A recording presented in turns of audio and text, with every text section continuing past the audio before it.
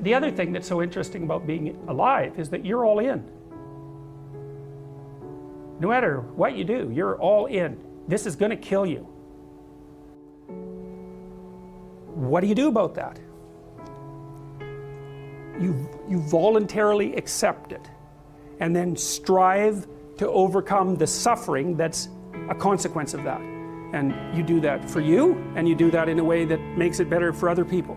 And then that works. And one question might be, well, how well does it work? And the answer is, the only way that you can find out is by trying it. That's it. That's the existential element of it. The proof is to be derived by the incarnation of the attitude in your own life. No one can tell you how it will work for you. It's the thing that your destiny is to discover that.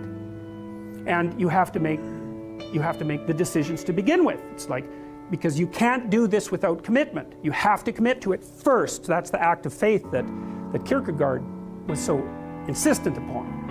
You have to say, I'm going to act as if being is good. I'm going to act as if truth is the pathway to enlightenment. I'm going to act as if I should pursue the deepest meaning possible in my life. And there's reasons to do none of those. They're real reasons. So it's really a decision. But you can't find out what the consequence of the decision is unless you make the decision.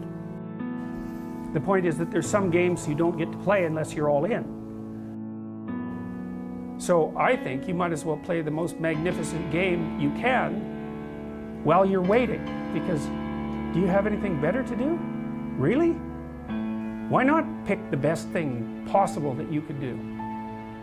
Why not do that? Maybe you could justify your wretched existence to yourself that way. I think you could. That's what it looks like. You know, people find such meaning in the responsibilities they adopt, it stops making them ask questions about what life is for.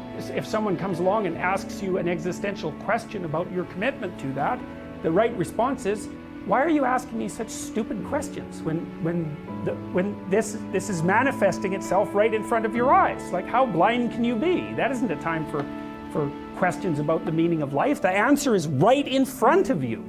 And if you can't see it, it's not because life has no meaning, it's because you're blind. I mean, that's what the image of the Virgin Mother and the child is all about. It's like, what's the answer to the meaning of life?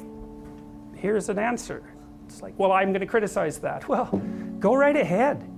You know, it's like what you're like a what do you call that? A termite gnawing on a temple. There's no utility in that sort of criticism. It's blindness.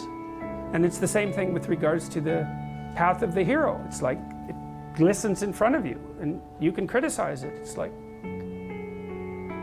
fine. Put the cart before the horse and see how far you get.